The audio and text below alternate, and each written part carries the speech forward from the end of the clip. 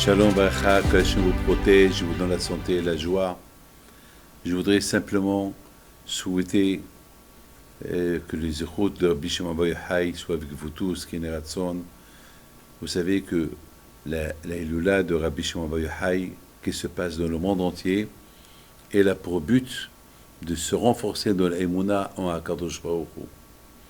Et là où il y a une Hilula de Rabbi Shimon Bar Yochai, on entend que le nom de Rabbi Shimon Bar Yochai, déjà, on embrasse les mains. Et surtout lorsqu'on fait des soirées pour amasser de l'argent pour des institutions, pour des communautés, pour aider la Torah, eh bien, Rabbi Shimon Bar Yochai est très content, très heureux. Pourquoi? Parce que de plus qu'il y a la Torah, et de plus qu'on maintient la Torah, et de plus qu'on approche la Géoula. Grâce à Dieu, aujourd'hui, Baruch Hashem, jamais on a vu autant de Torah comme aujourd'hui. Réfléchissez un peu. Il y a quelques années, est-ce qu'il y avait autant d'institutions juives à Marseille, ou à Paris, ou à Lyon, ou à New York, ou partout? Aujourd'hui, Blénara, vous n'avez aucune imagination combien de nouvelles institutions qui se créent tout le temps. Et toujours Akadosh Baruch Hu, il envoie quelqu'un. Une fois Akadosh Baruch Hu, il a envoyé Rabbi Rumimi, Alav Shalom. Une fois, et chaque Akadosh Baruch Hu, il envoie quelqu'un pour ouvrir. Une fois Akadosh Baruch Hu, il a envoyé Rabbi Gershom Livman. Une fois Akadosh Baruch Hu, il a envoyé celui-là. Une fois Akadosh Baruch Hu, il a envoyé celui-là. Et Baruch Hashem, grâce à Dieu, toujours. Et Baruch Hashem, la Torah, elle progresse. Et de plus que la Torah progresse, il y a aussi des problèmes. Il y a des problèmes. Comment on va arrêter cette guerre qui se passe entre la Russie et l'Ukraine? Comment on va l'arrêter? On ne sait pas comment l'arrêter. Nous, on ne pourra pas l'arrêter. Personne n'a réussi à l'arrêter. Eh bien, avec les Dachem, on prie. Priez à Kadosh Baruch Hu. Mes amis, la Hilola, elle nous renforce dans la Emouna. Moi, je me rappelle, j'étais petit. À la Hilola de Rabbi Shimon Bar Yochai, on allait au cimetière. On faisait la Hilola au cimetière. Et à Rabbi Haim Pinto, il y avait, les gens, ils venaient, ils allumaient des veilleuses, des tzadikim. Et c'était un jour férié.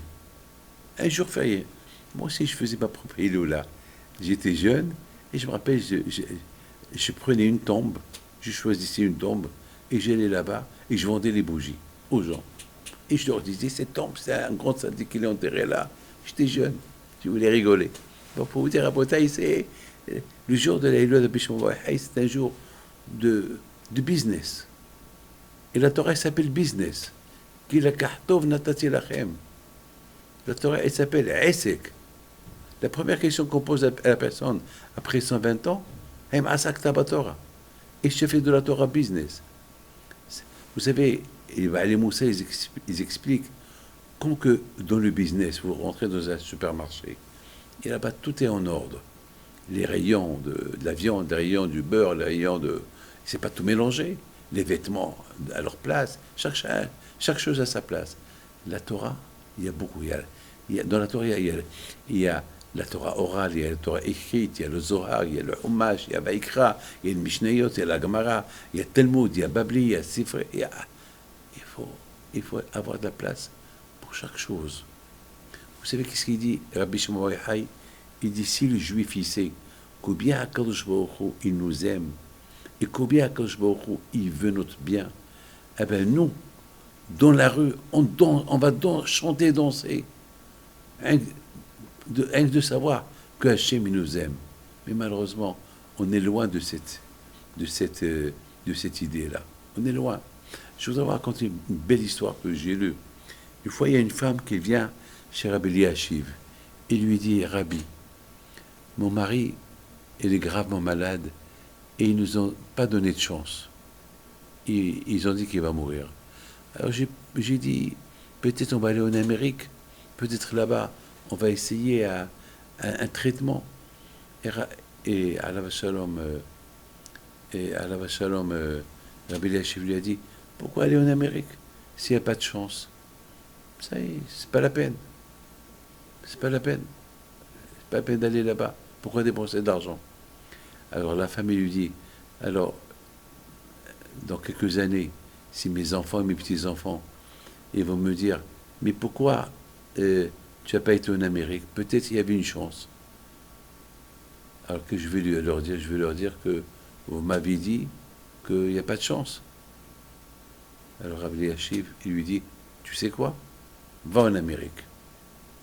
Va en Amérique.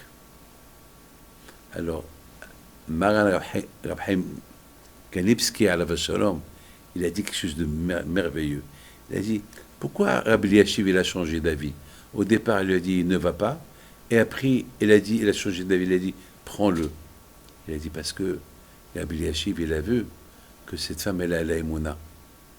Le fait déjà qu'elle veut aller en Amérique, c'est que la émouna, peut-être, ça va, elle a la émouna. Alors, Rabbi Eliashiv, il n'a pas voulu casser sa émouna. Puisqu'elle a la émouna, il y a une chance.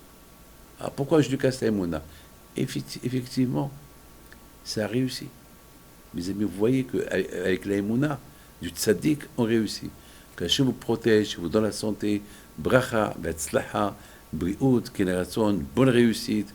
Et tous ceux qui aident pour les institutions de Torah, Be'ezat Hashem, surtout la Torah de Rabbeinu Gershom Livman, la Torah de Ruimi, alav shalom, qu'Akadosh Baruch Hu le protège, et Bisrot Rabbi Chaim Pito soit avec vous tous, Kénération. Shalom bracha, encore une fois, Bisrot Rabbi Chaim Pito, Rabbi Shimon Bar Yochai, Rabbi Meir Baal HaNes, Rabbi Elazar, soit avec vous tous, parce que ce que vous allez donner et ce que vous donnez, c'est grâce à ça que le monde y tient. Merci.